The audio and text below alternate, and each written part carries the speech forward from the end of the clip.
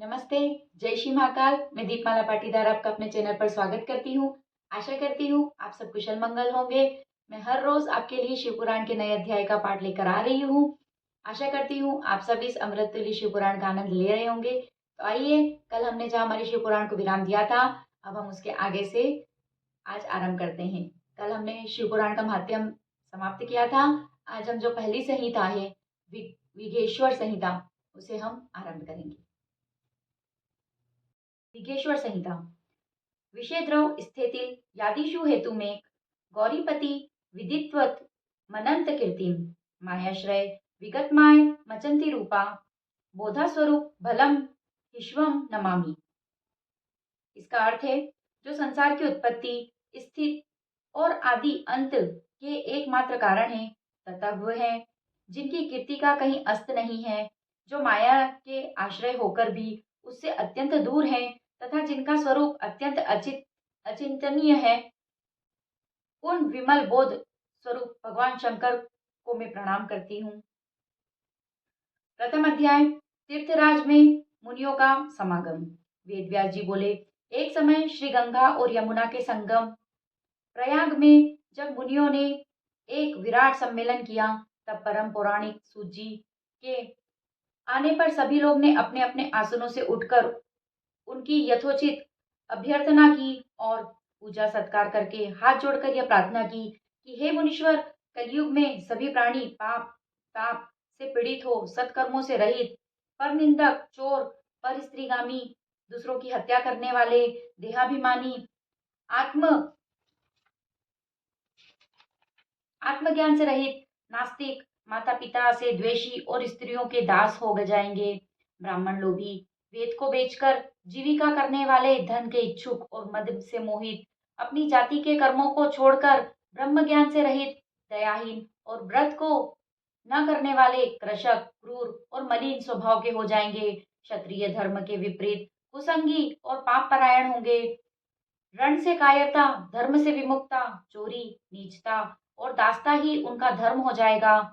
इस प्रकार वैश्य भी संसार हीन, अपने धर्म से रहित, कुमार्गों से धन कमाना ही अपना मुख्य धर्म समझेंगे।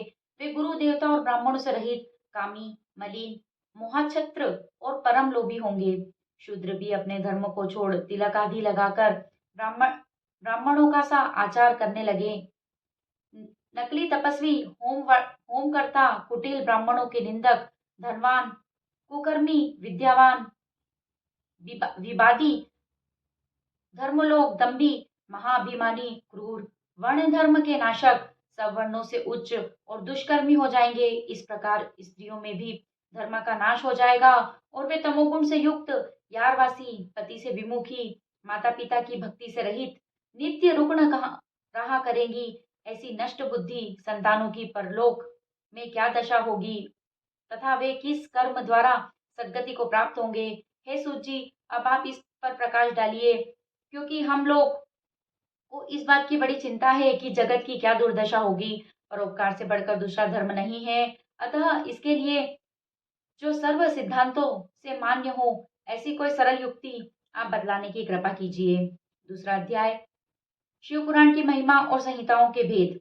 सूत जी बोले, हे मुनीश्वरों, यह आपने त्रिलोक हितकारी सर्वोत्तम प्रश्न किया है। यह कली के पापों का नाश करने वाला परमार्थदायक शिव पुराण ग्रंथों से उत्तम और वेदांत सागर का भी सर्वस्व है, जिसके पढ़ने सुनने से मनुष्य को सर्वोत्तम शिव गति प्राप्त होती है। वेद व्यास के कहे हुए इस पुराण का बहुत महत्व है। इसके कीर्तन और श्रवण से जो फल प्राप्त होता है, उस सबको मैं नहीं कह सकता, परंतु उसका कुछ महात्म्य मैं आप लोगों को कहता हूँ। ध्यान देकर सुनिए। व्यास जी ने कहा, यदि शिव पुराण का एक या आधा श्लोक भी कोई पढ़ेगा तो पाप से छूट जाएगा, और यदि सावधानी से संपूर्ण शिव पुराण को पढ़ेगा तो जीवन मुक्त हो जाएगा, और जो इसके अनुसार आचरण करे तो एक एक अश्वमेघ यज्ञ का फल पावे। यदि श्री शिव पुराण का प्रतिदिन पूजन करे तो वह सब देवताओं की पूजा के समान फल प्राप्त करे। इसमें कोई संदेह नहीं है, क्योंकि शिव संहिता नामक इस सुधा को स्वयं श्री शंकर भगवान ने उपनिषद रूपी समुद्र को मथकर उसमें से निकाला है। अतः जो कोई इसका पान करेगा वह निश्चय ही अमर हो जाएगा। यदि कोई 1 मास तक पढ़े तो वह ब्रह्म हत्यादि पापों से भी मुक्त हो जाएगा और शिवालय में या बिल्व के वन में जो इस संहिता को पढ़ेगा वह अद्भुत फल प्राप्त करेगा। जो श्री भैरव जी की प्रतिमा के सामने इसका 3 बार पाठ करता है उसके सभी मनोरथ सिद्ध हो जाते हैं। जो कोई चतुर्थी के दिन निराहार रहकर बिल्व के वृक्ष की जड़ में बैठकर इसका पाठ करे तो शिव पूजन के तुल्य फल मिलता है। इसमें शिव जी के दिए हुए धर्म, अर्थ, काम और मोक्ष चारों पदार्थों का विवेचन और उनकी प्राप्ति के उपाय तथा शिव जी की लीला और विज्ञान सब कुछ निहित है। अतएव यह सब प्रकार आदरणीय है।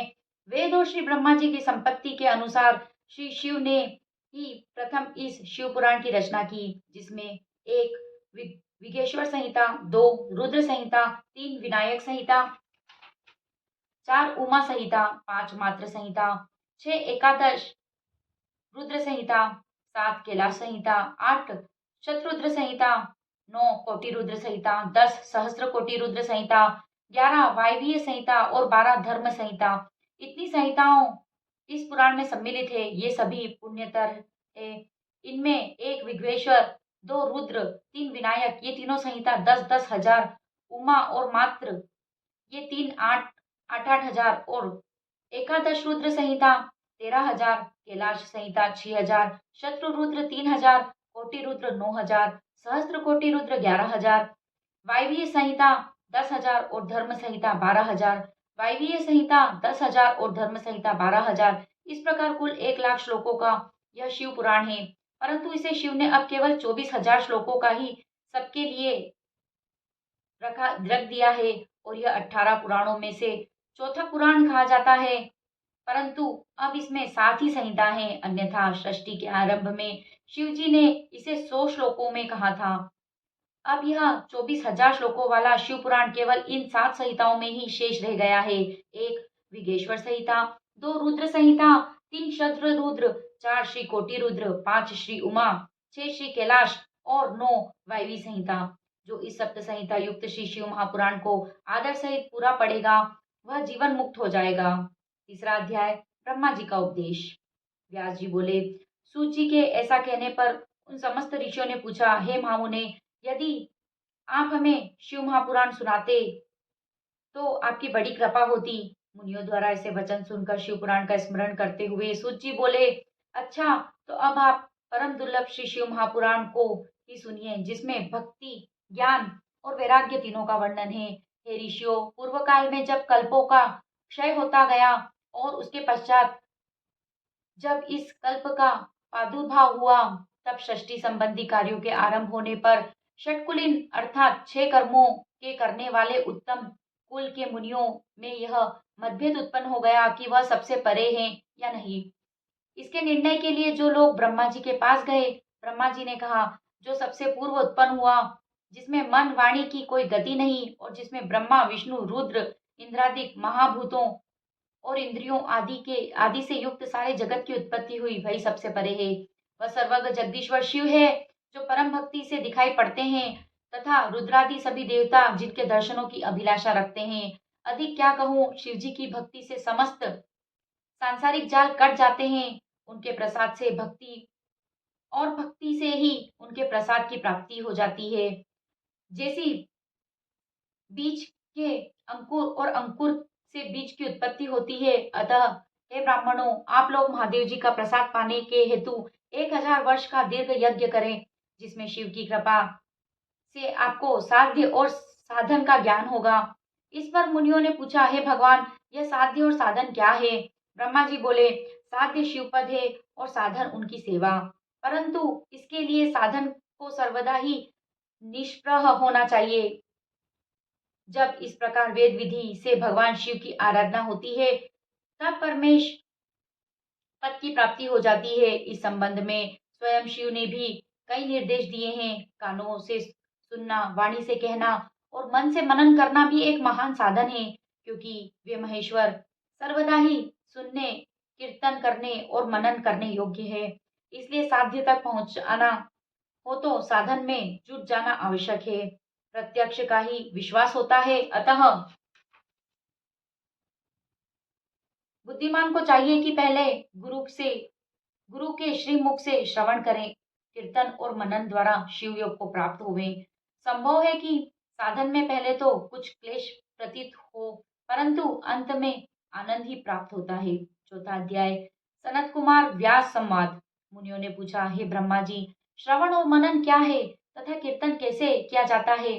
ब्रह्मा जी ने कहा, ईश्वर के रूप, गुण, नाम और उनके विलास में अपनी पूजा और जप से रुचि बढ़ाना और निरंतर अपनी युक्तियों सहित अपने मन को उनके सम्मुख रखना ही मनन और परब्रह्म महादेव जी अथवा शंभु भगवान के नाम का बारंबार जाप करना ही कीर्तन है तथा दृढ़ होकर भगवान संबंधी शब्दों को कानों से सुनना और उसे चित्त में स्थित करना ही श्रवण है। जब सत्संग में बैठकर भगवान श्री महादेव जी की कृपा से श्रवण और कीर्तन कर लें, तब उसका मनन करें और वही सर्वोत्तम मनन है जिससे आत्मा पवित्र हो जाती है। सूत जी बोले, हे मुनीश्वरों, मैं साधन संबंधी एक प्राचीन इतिहास आप लोगों को सुनाता हूँ।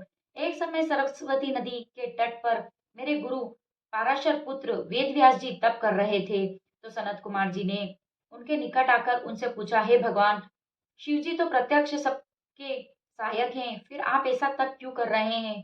व्यास जी ने उत्तर दिया, मुक्ति के लिए। इस पर सनत कुमार जी ने कहा, अवश्य, पहले मुझे भी ऐसा ही भ्रम हुआ था और मंदराचल पर्वत पर जाकर तप करने लगा, परंतु दयालु शिव जी की आज्ञा से नंदीकेश्वर के में आकर मुझे यह बतलाया कि शिव जी के श्रवण, कीर्तन और मनन से मुक्ति प्राप्त हो जाती है। तब मेरा सारा भ्रम दूर हो गया। अतः हे ब्रह्मन, आप भी ऐसा ही करें। यह कहकर सनत कुमार जी चले गए। इस पर ऋषियों ने सूत जी से पूछा कि जो श्रवण, कीर्तन और मनन नहीं करता, उस जीव की मुक्ति कैसे होती है तथा बिना यत्न किए कि यह कैसे मुक्ति प्राप्त कर सकता है? आज के शिव पुराण को हम यही विराम देंगे और अब करेंगे शिव जी की आरती।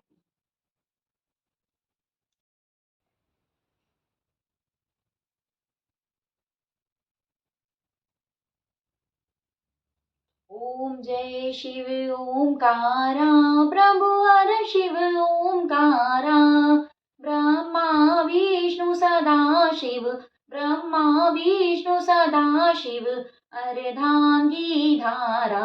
ओम जय शिव ओमकारा, एकानन चतुरानन, पंचानन राजे, शिव पंचानन राजे, हंसानन गरुड़ासन, हंसानन गरुड़ासन, विश्वाहन साजे। ओम जय शिव ओमकारा, दो भुज चार चतुर भुज, दश भुज से सोहे, शिव दश भुज से सोहे, तीनों रूप निरखता, शिव जी का रूप निरखता, त्रिभुवन मन मोहे। ओम जय शिव ओमकारा, अक्षमाला वनमाला, मुंडमाला धारी, शिव मुंडमाला धारी, चंदन मृग मृग चंदा, चंदन मृग मृग चंदा, भोले शुभकारी। ओम जय शिव ओमकारा, श्वेतांबर पीतांबर, बाघंबरी अंगे, शिव बाघंबरी अंगे, ब्रह्मादिक सनकादिक, सनकादिक ब्रह्मादिक, प्रेतादिक संगे।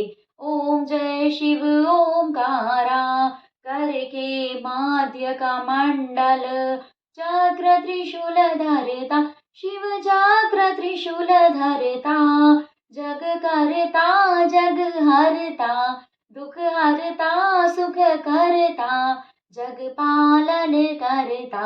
ओम जय शिव ओमकारा, ब्रह्मा विष्णु सदा शिव, जानत अविवेका, शिव जानत अविवेका, प्रणवाक्षर के मध्य, प्रणवाक्षर के मध्य, यह तीनों एका। ओम जय शिव ओमकारा, त्रिगुण स्वामी जी की आरती, जो कोई नर गावे, शिव जो जन गावे। कहत शिवानंद स्वामी, कहत हरा हर स्वामी, मन वांछित फल पावे। ओम जय शिव ओमकारा, ओम जय हर हर महादेव।